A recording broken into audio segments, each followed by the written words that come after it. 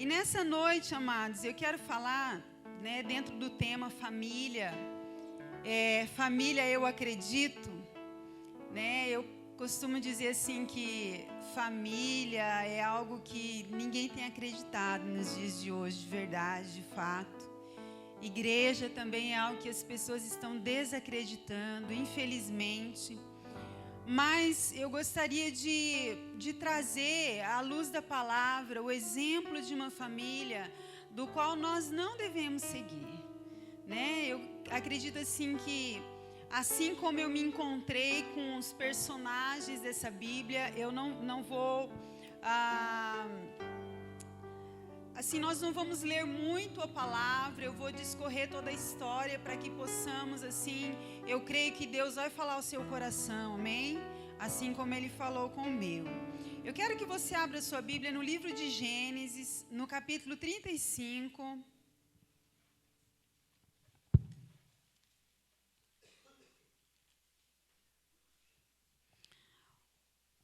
Os versículos de 10 até o 12.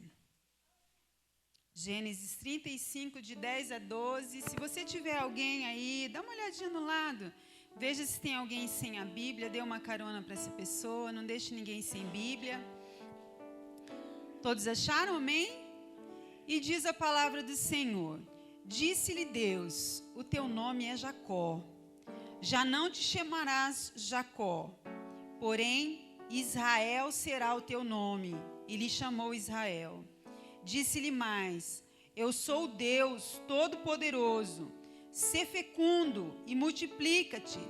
Uma nação e multidão de nações sairão de ti, e reis procederão de ti.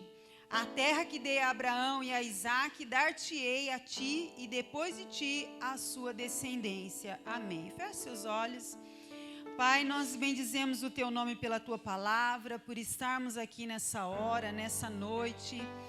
Meu Deus, que a Tua palavra, Senhor, ela venha fluir nos nossos corações, ó Deus, de forma que venha além de uma informação, além, Senhor, de um discurso, mas que a Tua palavra ela venha atingir o sobrenatural. O propósito para o qual o Senhor a enviou nessa noite, ela seja cumprida nas nossas vidas, que ela impacte o nosso interior, que ela seja recebida no nosso coração como semente em terra fértil, e que ela venha frutificar em nós, frutificar na nossa casa, nas mães, nos esposos, nos filhos, Senhor, nas esposas neste lugar, a começar da minha vida. E desde agora nós agradecemos a Ti, pedimos, Espírito Santo, traga a revelação da Tua palavra nessa hora. Que se cale toda a voz contrária, toda altivez que se levanta contra o conhecimento de Deus, na autoridade do nome de Jesus, e todo pensamento seja levado cativo à obediência e ao senhorio de Jesus Cristo, que é Senhor sobre todos e sobre tudo. É a nossa oração no nome de Jesus. Amém. Amém, queridos? Esse texto que nós lemos fala da transformação da vida de Jacó.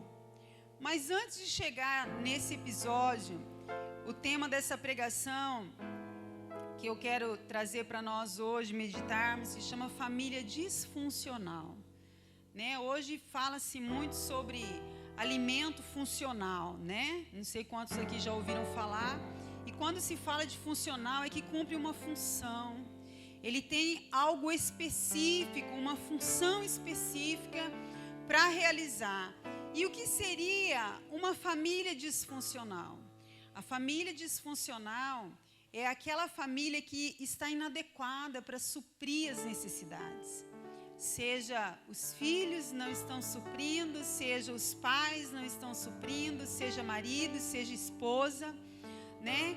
Então, no mundo de hoje, um mundo caído, um mundo onde o coração, o amor de muitos tem se esfriado, as famílias estão longe de alcançar algo que nós podemos dizer de perfeito, né? E o que eu amo na palavra de Deus é que quando nós lemos a respeito das palavras, das famílias no Antigo Testamento, no Novo Testamento, a palavra de Deus, ela não mascara erro de ninguém. Grandes homens de Deus tiveram terríveis erros. Grandes famílias, a palavra não esconde os erros das famílias, de pecado de irmão contra irmão, pecado de adultério de homens, de mulheres, e famílias que também deixaram de cumprir as necessidades, famílias que também foram disfuncionais, né?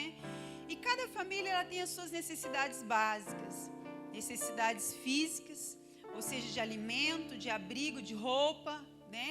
Necessidades emocionais, de amor, aceitação, afirmação, necessidades intelectuais, ou seja, a oportunidade de desenvolver, de estudar, né? De crescer em cultura, de aprendizado, e necessidades espirituais, que é a orientação do caminho de Deus, necessidade de conhecer ao Senhor, de saber quem Ele é, saber quem é Jesus.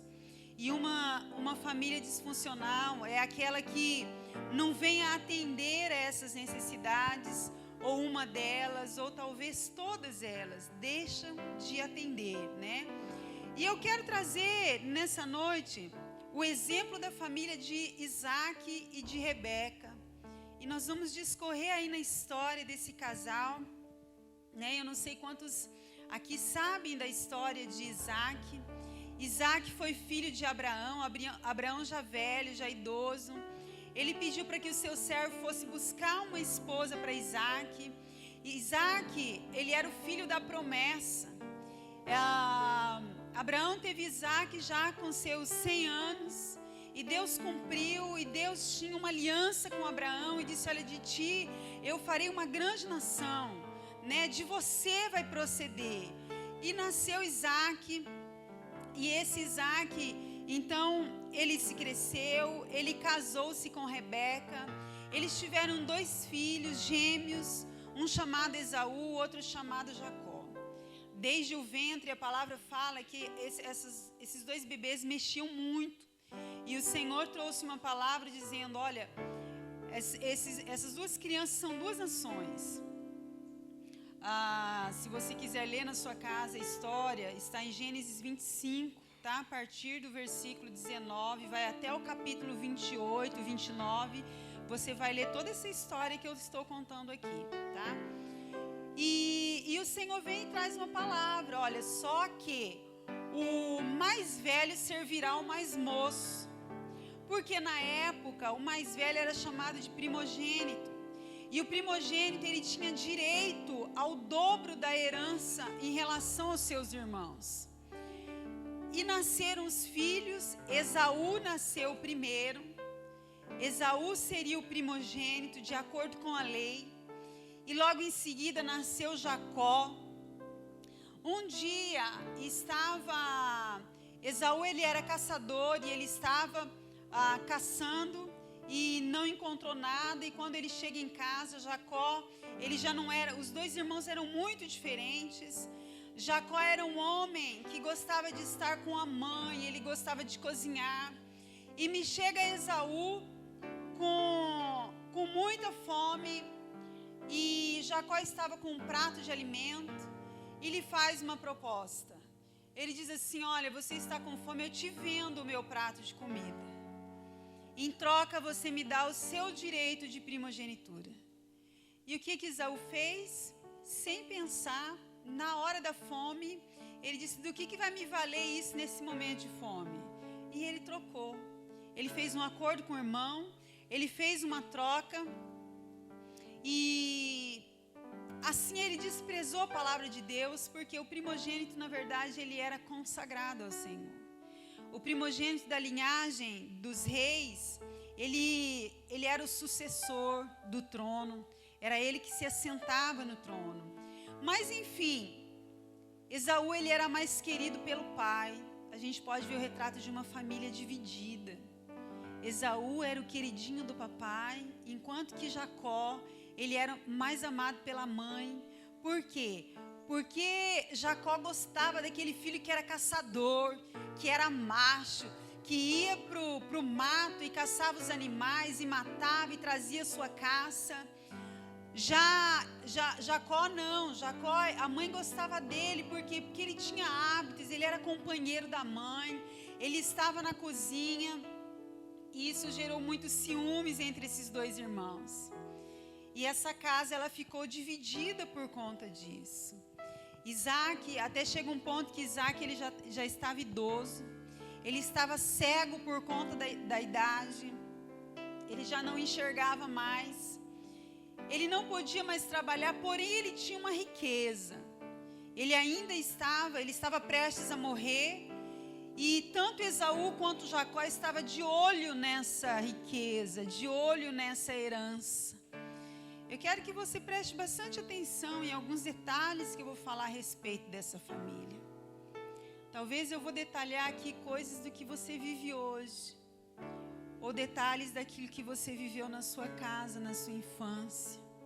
Uma família dividida, onde havia preferência dos pais com os filhos, irmãos que brigaram, que foi gerado ódio no coração, irmãos separados. Então, Isaac, nesse momento, e eu achei um absurdo meditar nisso, pensemos nós que quando, sei lá, o marido ou o pai, né, o patriarca de uma família está muito idoso, a tendência da família é de ter cuidados com esse homem. A tendência da família, pelo menos deveria ser, de zelo, de cuidado. Mas não, nesse momento, o que acontece? Isaac, ele faz uma proposta ao seu filho Esaú.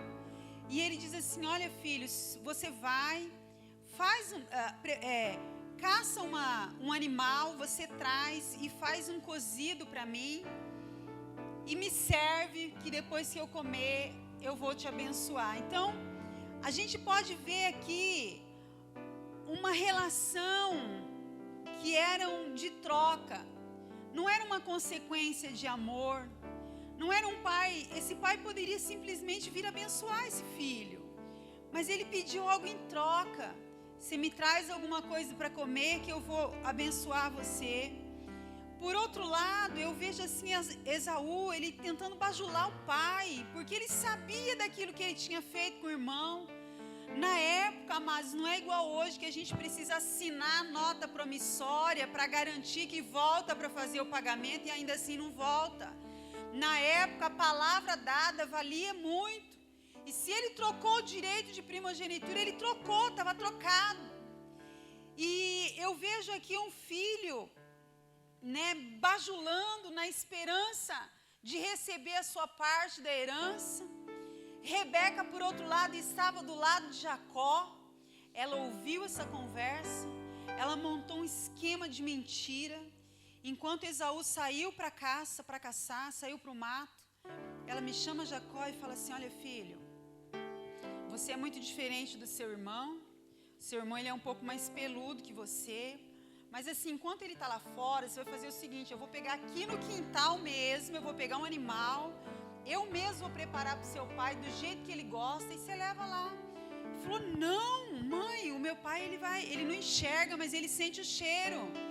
Ah, não, filho, isso aí eu te ajudo, eu te coloco roupa do seu irmão, a gente coloca a pele de animal assim na sua mão para ver que você é peludo, e a gente disfarça. Ela montou um esquema de mentira para enganar um idoso cego à beira da morte. Ocorre nos dias de hoje ou não? Tudo isso por conta de dinheiro. Tudo isso por causa da ganância. Tudo isso por causa de herança. Quando se trata de herança, quanto mais pobre, pior é a brigarada, não é verdade? Quanto menos coisa tem, mais briga dá entre os irmãos. E Jacó, ele entra, ele preparou, a mãe dele preparou lá e ele entra com um prato. E o pai dele fala assim, nossa filho, você veio muito rápido. Ele falou assim, não, o Senhor me ajudou, Ele enviou rápido uma caça para mim.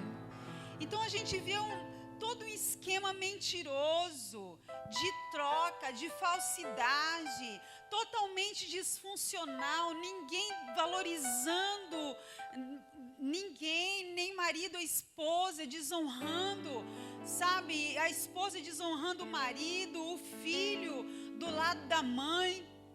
Enfim, como resultado de tudo isso, onde foi se esquecido acordos, o resultado de tudo isso que foi baseado em mentira, na troca, no uso do nome de Deus.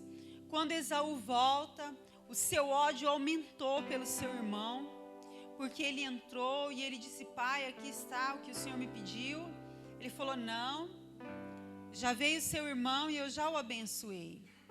E diz a palavra que Esaú, ele chorou, mas não sobrou nenhuma bênção para ele. Diz a palavra que não foi encontrado arrependimento sincero, houve apenas lágrimas. E amados, baseado nessa história, a gente pode ver que as nossas decisões familiares hoje são fruto dos ensinos que recebemos no passado. É ou não é? Quantas vezes você, mulher, se vê fazendo coisas que você odiava que sua mãe fazia? Não é assim? Aquilo que nós odiávamos que fizessem conosco, nós muitas vezes reproduzimos sem parar para pensar. Quantas vezes você, homem, se vê na mesma rigidez com seu filho em que você foi tratado na sua infância? Então, nós hoje, na verdade, fazemos aquilo em que foi plantado dentro do nosso coração. Nós estamos reproduzindo. Outro dia, lendo algo sobre Augusto Cury, ele dizia assim que a geração de hoje precisa ser mais pensadora e menos repetidora de ações. Nós vamos fazendo coisas que maquinalmente nós vamos aprendendo, nós não paramos para pensar mais. E precisamos aprender a raciocinar. Queridos, a sua função dentro da sua casa, ela tem sido cumprida? A sua função, marido, como marido, cuja palavra diz que tem o dever de amar sua esposa como alguém mais frágil, não alguém mais fraca, mas alguém que é mais frágil, que chora com facilidade. Isso tem cumprido, maridos. A sua função, pais, tem sido cumprido com os filhos, tem sido funcional. A Bíblia diz assim: pais, não suscite a ira dos vossos filhos. Nós muitas vezes queremos ser respeitados como pais, mas os nossos filhos precisam de respeito. Eles precisam ser respeitados também. Quantas vezes nós não baixamos a bola porque somos autoridade e nós não admitimos dizer: filho, me perdoe, eu estive errado nisso, eu errei. E será que você, mãe, tem sido uma mãe funcional, ensinado os filhos no caminho que deve andar? Será que temos sido mulheres como Rebeca, tratado filhos com diferença? Eu vou falar mais sobre isso daqui a pouco. A palavra diz: mulheres, sejam submissas aos vossos maridos, como a igreja é de Cristo. Queridas, quando nós mulheres somos insubmissas, nós geramos filhos rebeldes. Por quê? Porque os filhos veem em nós o exemplo de obediência. Quantas vezes as mulheres chegam nos filhos e faz desabafos contra o marido, contra o pai. Você está jogando esse filho contra a autoridade sobre a sua vida e a vida do próprio filho. Quando cresce essa criança, ele tem problema com as autoridades na escola. Quando cresce essa criança, tem problemas com a lei. E aí a gente bota a mão na cabeça e fala: ó céus, onde eu errei? Nós erramos por não saber amar. Queridas, um conselho: nunca fique do lado do teu filho e contra o seu marido. Jesus diz assim que a casa, o reino dividido, ele não subsiste. Uma casa dividida, ela não prevalece. Falem, pais, a mesma linguagem, nem que vocês se fechem no quarto, lá um dê bronca no outro. Mas se você discutir na frente do seu filho, coitadinho da criança, seu grosso. Ah, mulher, não fale assim com ele. Essa criança vai reinar. Ele toma uma posição de quem é o rei do pedaço, porque até discórdia, eu divido meu pai e minha mãe. E nós, como pais, precisamos estar atentos quanto a isso. Falem a mesma linguagem, né? E eu sei que nós precisamos voltar os nossos olhos para a palavra de Deus e nos lembrar que família, ela é um projeto de Deus. Família, ela não nasce pronta. A família, ela precisa ser construída e exige esforço, exige determinação, exige força de todas as partes, os componentes dessa família para que ela funcione bem, para que ela cumpra o propósito de Deus estabelecido. Exige humildade, exige respeito. Quantos de nós queremos respeito lá fora, queremos ser respeitados, mas dentro da nossa casa não nos damos o respeito? Como mães, como filhos, em todos os componentes da casa, cada membro dessa família precisa ser funcional, precisa cumprir a sua função, né? Dando continuidade àquilo que nós já ouvimos tanto aqui nesses dias sobre o propósito de Deus. Eu quero te dizer que Deus tem um propósito para a sua família. Amém? Desculpa. Deus tem um propósito para a sua casa.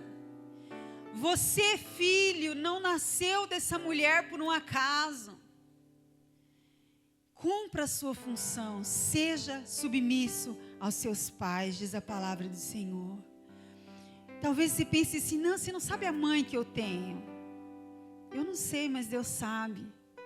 Ah, você não sabe a praga da mulher que eu tenho dentro da minha casa. Jesus conhece, querido. E Ele conhece o seu marido também.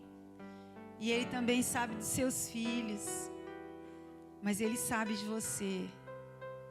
Ele sabe das suas alegrias e conhece também as suas tristezas, as suas revoltas. Quantas mães estão decepcionadas com filhos? Quantas mulheres decepcionadas com maridos, maridos disfuncionais, não cumprem a função. Queridos, mulheres precisam de carinho, de respeito. Mulheres, os homens precisam ser honrados como homens que são. Amém? Talvez você não esteja refletindo a respeito do seu comportamento dentro da sua casa, mas tudo aquilo que nós estamos plantando hoje não trará apenas consequência para a nossa vida, mas para os nossos filhos, para os nossos netos, para aqueles que virão depois de nós. E nós precisamos estar certos de que nós vamos influenciar ou para o bem ou para o mal. Aí nós precisamos fazer a escolha. Sabe, que rastro você tem deixado para trás? No coração do seu marido, no coração da sua mulher. Você, filho, que história os seus pais podem falar de você? O que você tem plantado no coração dos seus pais? Você, solteiro. Nós, pais, o que temos plantado no coração dos nossos filhos? Tudo depende, queridos, da nossa atitude. Alguns pontos disfuncionais a gente pode tirar como exemplo dessa família de Isaac e de Rebeca. E o primeiro ponto, e o que eu acho assim, o ponto fortíssimo que Deus falou comigo, é que as preferências numa família podem ser mais destruidoras do que imaginamos. As preferências numa família podem ser mais destruidoras do que nós imaginamos. Queridos, por preferir Esaú, Isaac ele rejeitou a palavra de Deus sobre a bênção para Jacó. Ele sabia que o mais velho serviria ao mais moço. E ele ainda assim ele insistiu em querer abençoar Esaú.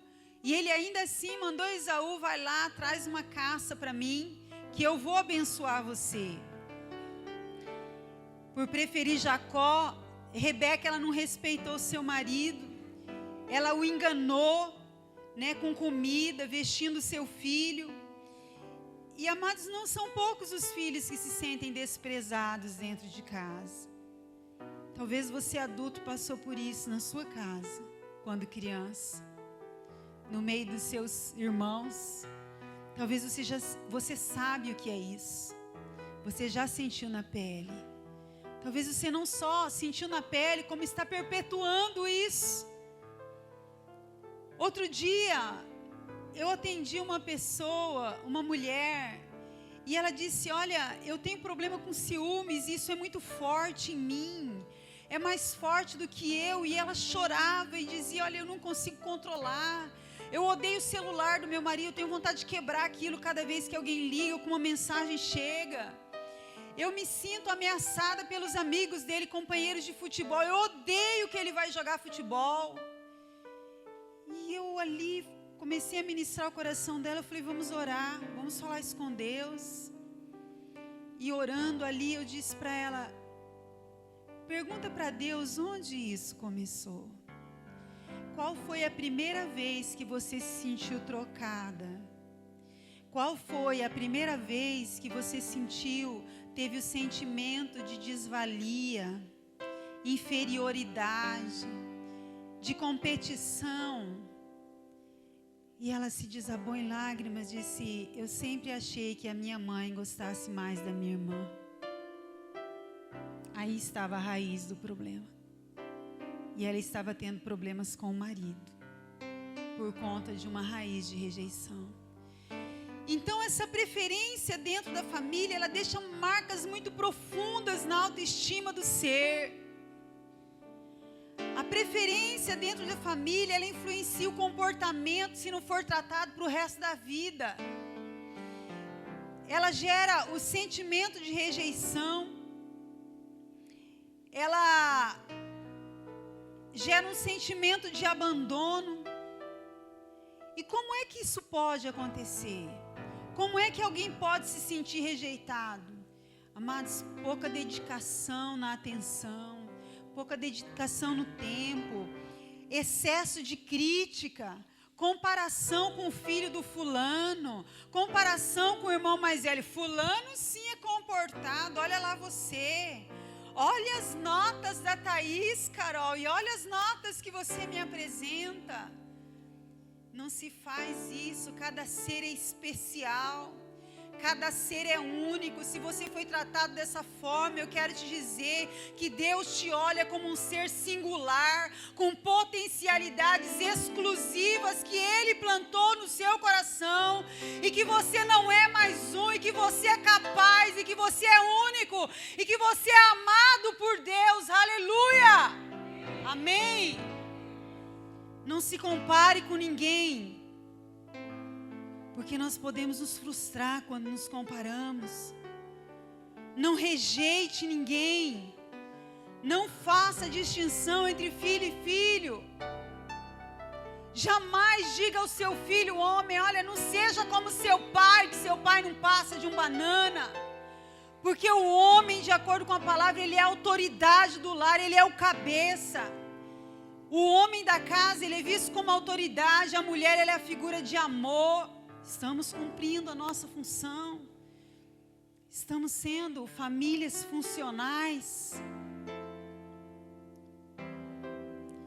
Quantos de nós, e eu confesso que por tempo eu tive esse comportamento de achar que em mim havia algum defeito. De vez em quando esse morto tenta ressuscitar. Falando, Deus, eu devo ter algum defeito. Sabe, você já conheceu alguém com aquela mania assim de querer agradar, mas que é excessivo, é pegajoso? Com com certeza foi rejeitado, precisa ser aprovado agora, a tudo que é custo. Será que isso se passa com você? Será que você tem gerado isso dentro da sua família? Sentimento de culpa, um esforço imenso e nunca é correspondido às expectativas. Eu descobri uma vez que eu passei a minha vida tentando agradar uma pessoa que eu nunca agradei. E o problema não estava em mim, era a pessoa. E quantas vezes nós agimos dessa forma? E não é por um acaso que nós vemos dentro das famílias, das casas, dentro da igreja, quantas pessoas cheias de mágoa, quantas famílias que não sorriem, que não se divertem. Queridos, olha, desculpa a minha sinceridade. Às vezes eu observo as crianças, tem crianças que eu vejo de cara amarrada. Você não vê semblante, sabe, daquela inocência de criança que sorri, a espontaneidade da criança, não, mas aquelas crianças carrancudas, sérias. E eu imagino que espécie de paz que ela convive para ser tão opressora desse jeito, tão oprimida assim. O semblante mostra isso. Esaú e Jacó, eles tinham profundas marcas na personalidade. Eu acredito que não precisa ser nenhum especialista para olhar para a vida desses dois filhos e ver o quanto que eles sofreram, o quanto que essa Rebeca sofreu.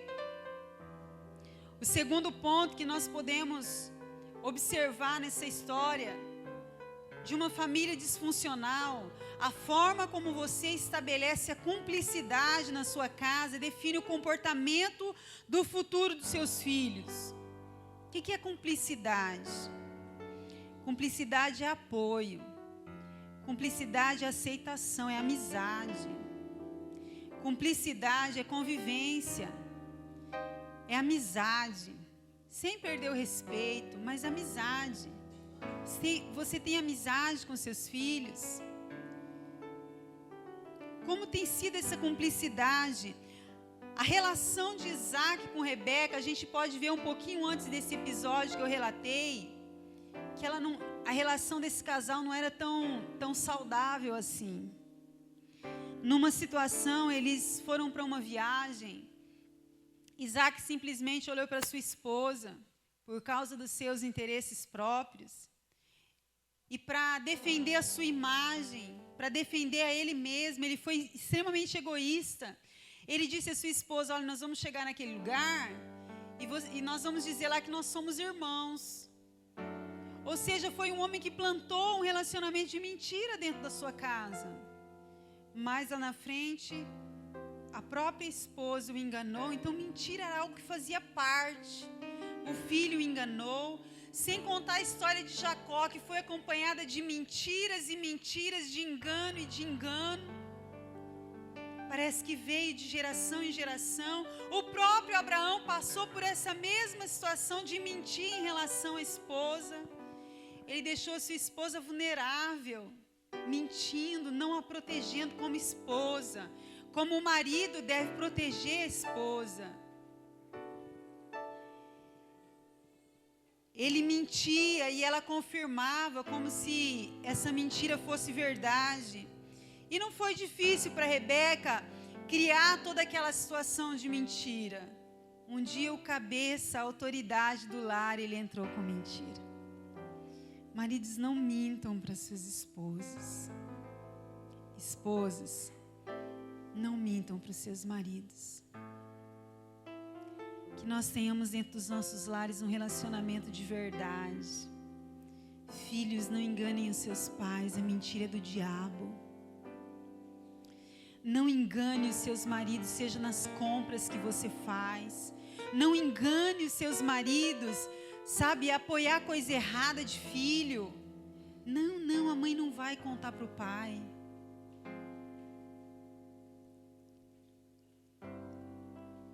A forma como nós estabelecemos essa cumplicidade dentro da nossa casa é o que vai definir o futuro da nossa família, o futuro do lar.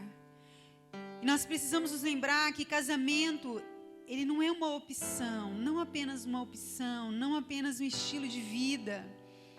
O casamento, queridos, ele é um empenho contínuo, ele deve ser contínuo, continuamente, dia após dia, nos empenharmos pelo nosso matrimônio, pela nossa família, pelos nossos filhos. De que forma? Tendo caráter honesto. Não adianta eu ser um bom pagador na sociedade, não adianta eu ter um bom nome lá fora e dentro de casa eu vivo enganando, eu vivo mentindo, eu vivo não cumprindo aquilo que eu digo para os meus filhos. Quando eu falo que vou bater e eu não bato, ele me tem como mentirosa, ele não acredita em mim. Se eu disser, olha, se você botar o dedo ali, eu vou te dar um castigo, ele vai, ele bota o dedo e aí eu finjo que não aconteceu. Amanhã ou depois, quando eu quiser dar um conselho para essa criança, ele vai dizer isso que ela fala não é verdade, porque todas as vezes que ela prometeu, ela não cumpriu. Precisamos refletir sobre isso.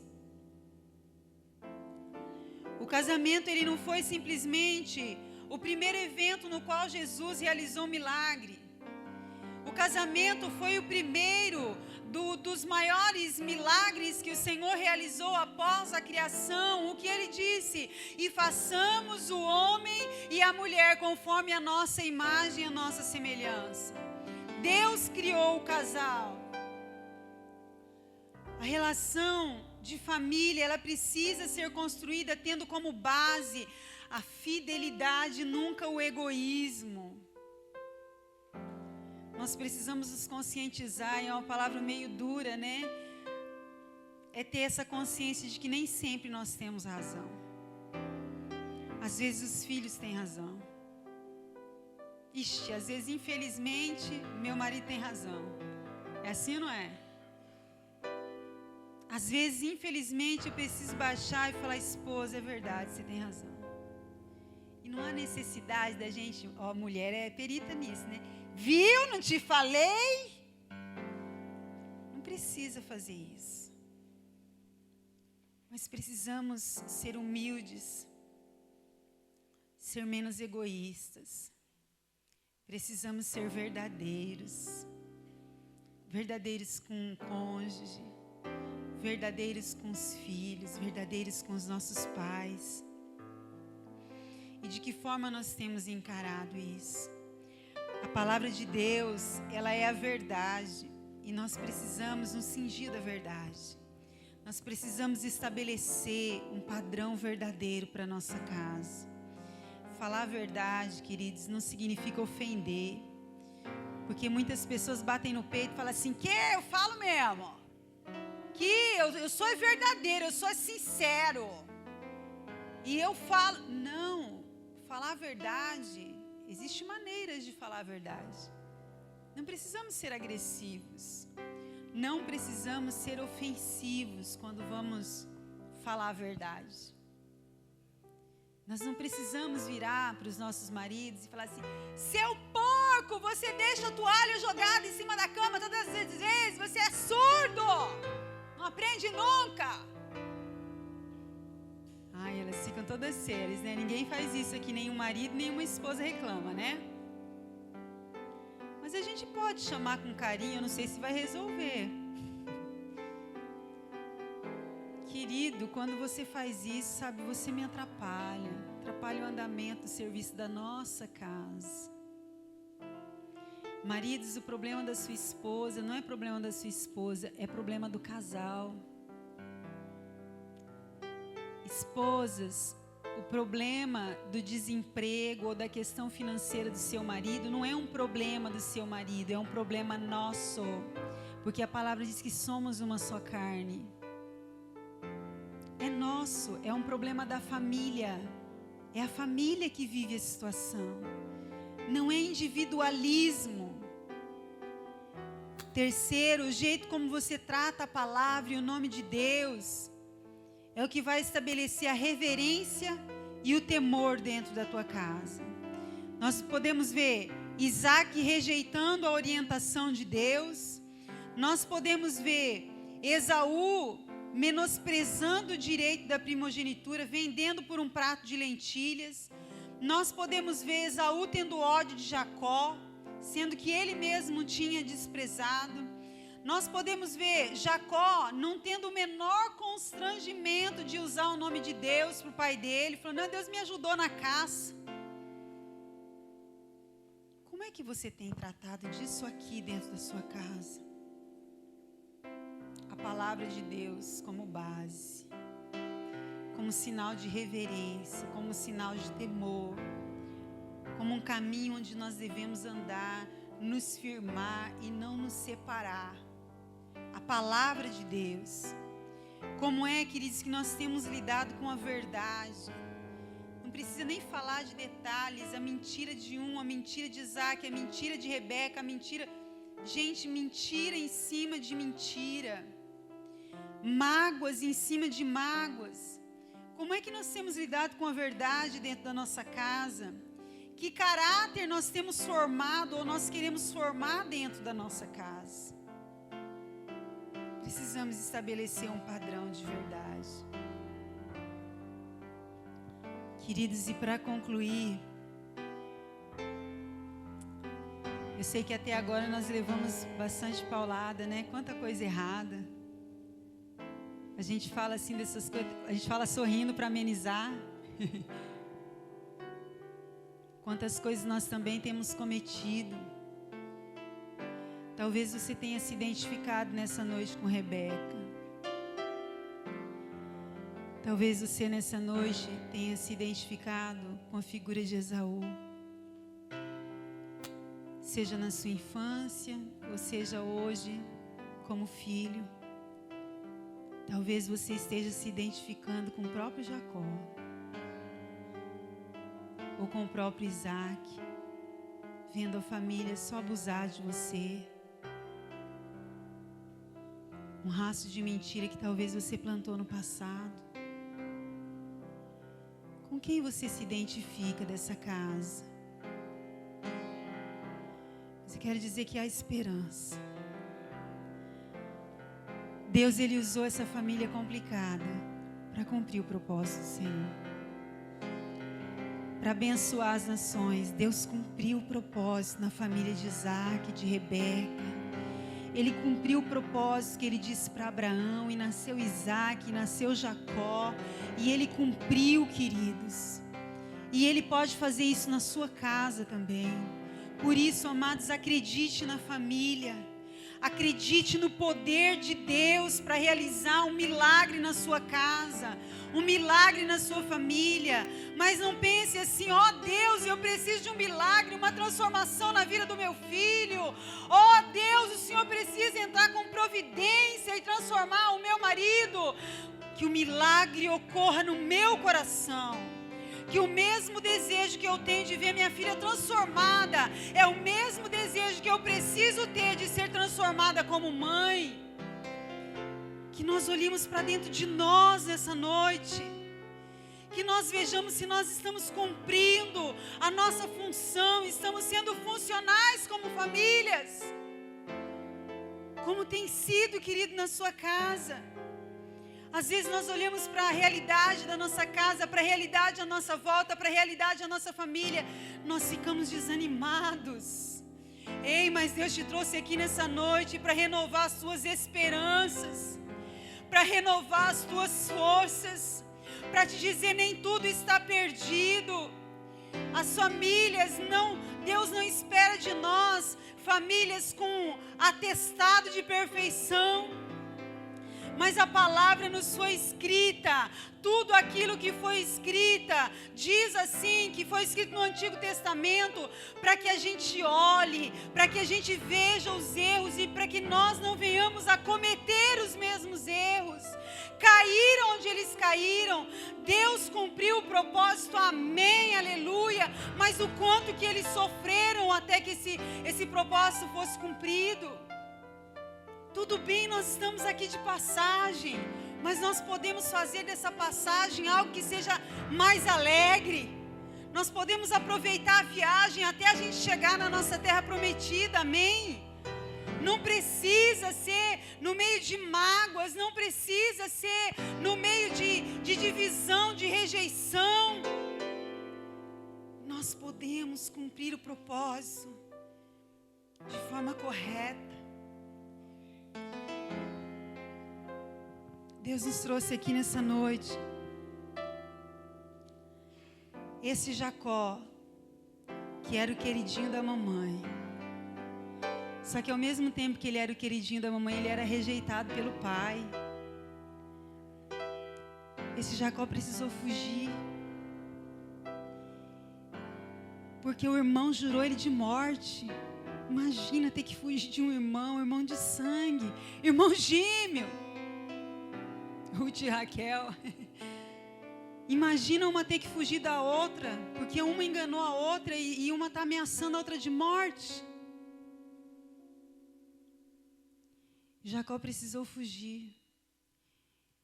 Queridos, esse homem, ele enfrentou horrores na sua vida. Lá na frente ele encontrou uma mulher por quem ele se apaixonou. No meio do caminho ele se arrependeu. Deus teve um encontro com esse homem. Falou para ele: olha, eu vou cumprir o propósito na sua vida. Talvez tenha sido errado até aqui, mas aqui é o lugar do encontro com Deus, onde Deus faz tudo novo. Aqui é o lugar onde Deus nos toca. Aqui é o lugar onde Deus nos transforma.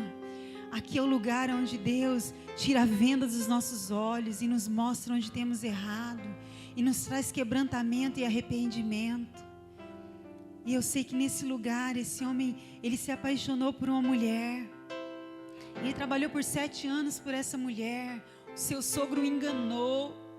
E no dia da lua de mel, ele deu outra irmã para ele. E ele precisou trabalhar mais 7 anos. Em troca daquela mulher que ele realmente amava. E meu pastor costumava dizer assim: o nosso pecado nos alcança. E o pecado de Jacó alcançou ele. Mas um dia Jacó decide voltar atrás. E ele fala: olha, eu vou voltar para minha terra. E ele diz: eu vou voltar e eu vou me reconciliar com o meu irmão. E no meio do caminho ele estava muito aflito. No meio do caminho, um medo tomou conta dele, porque de anos atrás aquele irmão queria matá-lo. Como seria agora? Ele enviou na frente presentes para o irmão. Mas houve um lugar, um ponto dessa viagem, deste retorno para o lugar, deste retorno a um caminho de humildade. Diz que esse Jacó, cujo nome significa enganador, mentiroso, suplantador, diz que ele teve um encontro com Deus. E o Senhor marcou Jacó. E como nós lemos aqui no começo, o próprio Deus disse para Jacó: você não vai mais se chamar Jacó. O seu nome a partir de hoje é Israel, que significa príncipe das nações. Nessa noite o Senhor vira para você e diz: olha, a tua fama de ontem até hoje, dos tempos até hoje, na sua casa, na sua família, qual tem sido? Tem sido Jacó? A sua identidade tem sido um enganador? A sua identidade tem sido um rebelde? A sua identidade, quem você é? Deus pergunta para ele: como você se chama? Como se Deus não soubesse. Deus te pergunta nessa noite: qual é a sua identidade? Mentiroso, enganador. Eu não cumpro a minha função, disfuncional como família. Mas Deus nessa noite marcou um encontro com você. E Deus nessa noite, Ele vai te tocar. O seu andar não vai ser mais o mesmo. Aleluia! E eu libero essa palavra para a tua vida. O seu nome não será mais esse, mas você se chamará Príncipe do Senhor, Princesa do Senhor. Essa é a palavra liberada para a sua vida. Coloque-se de pé no seu lugar, querido. Muito rapidamente, sai do seu lugar, vem à frente. Eu não vou orar por você, mas este é o lugar do encontro com Deus. Este é o vale do encontro com Deus. Aqui você vai falar: Senhor, a minha fama dentro da minha casa até agora tem sido dessa forma. tem sido disfuncional, você hoje vai dizer para Deus quem você é, quem você tem sido. E Deus vai te tocar aqui, creia. Baixa um pouquinho a luz em nome de Jesus. Pode ir saindo, nós estamos sem tempo, querido. Vem, entregue-se ao Senhor. Se humilhe na presença de Deus. Talvez você, mulher, tenha sido, ou por ignorância, ou sei lá o porquê, repetido a mesma rebeldia que a tua mãe cometeu contra o seu esposo, com o seu marido. Talvez você, marido, tenha tratado a sua esposa com desrespeito, da mesma forma que um dia você viu seu pai tratar a sua mãe. E o Senhor hoje quer te tocar. Deus está neste lugar. Clame, clame, clame por Ele, clame por Ele.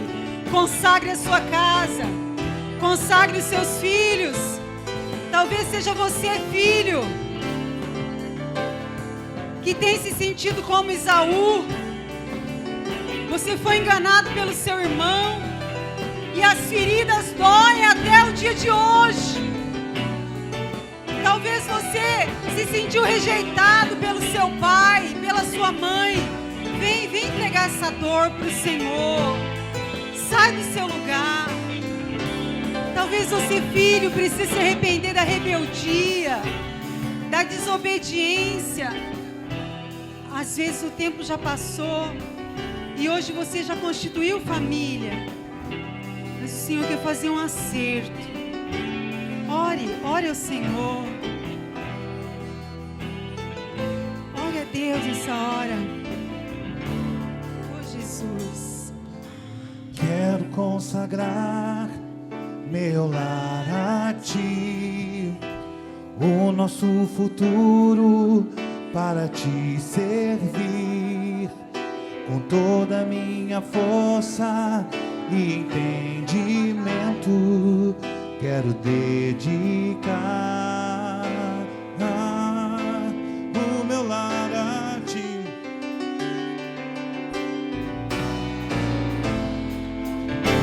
Quero consagrar meu lar a Ti, o nosso futuro para Te servir, com toda a minha força e entendimento, quero dedicar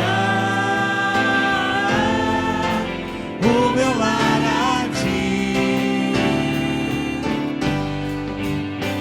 Eu e minha casa serviremos a Deus. Eu e minha casa serviremos. Declare. Proclame a tua escolha. Diga: eu e a minha casa vamos servir ao Senhor. Proclame. Não vai ser embaixo de opressão, não vai ser embaixo de briga, mas vai ser um servir a Deus com alegria, com unidade, sem egoísmo. Eu e minha casa serviremos a Deus. Com alegria.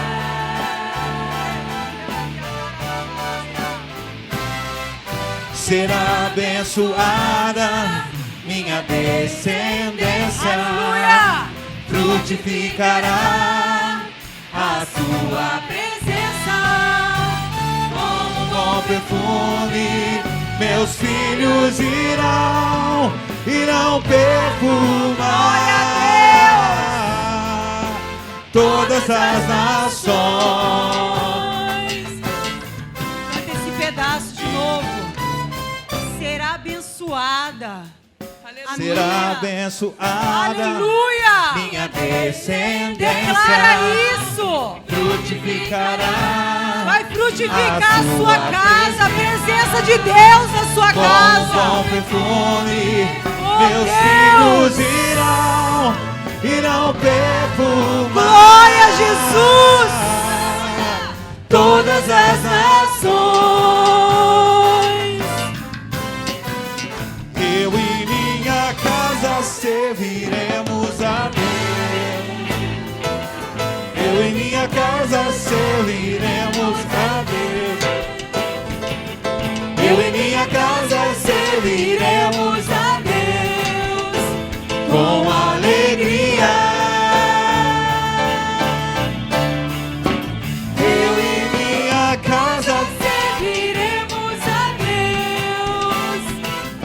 Eu e minha casa serviremos a Deus. Eu e minha casa serviremos a Deus com alegria.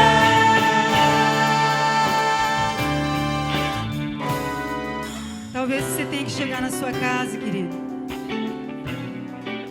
e você tenha que pedir perdão para sua esposa. Talvez você precise chegar na sua casa e pedir perdão ao seu esposo, perdão aos filhos. Vamos nessa semana meditar sobre essa palavra.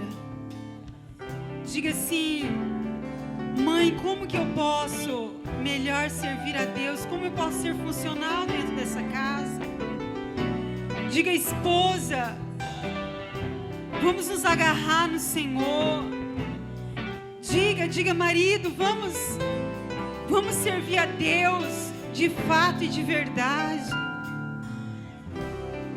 Onde eu tenho errado, sabe? Vamos passar régua, vamos perdoar. Pais, perdoem seus filhos. Os nossos filhos não vão ser aquilo que muitas vezes nós tivemos como objetivo. Eles vão ter falhas, eles vão ter suas escolhas. Vamos respeitar os nossos filhos. Filhos vão decepcionar, amados, infelizmente. Ser pai, ser mãe, muitas vezes tem que chorar. Mas se apegue em Deus, porque Deus está no controle da nossa casa. Eles vão perfumar todas as nações. E a presença de Deus vai se multiplicar com abundância dentro da tua casa. No nome de Jesus, aplauda o Senhor.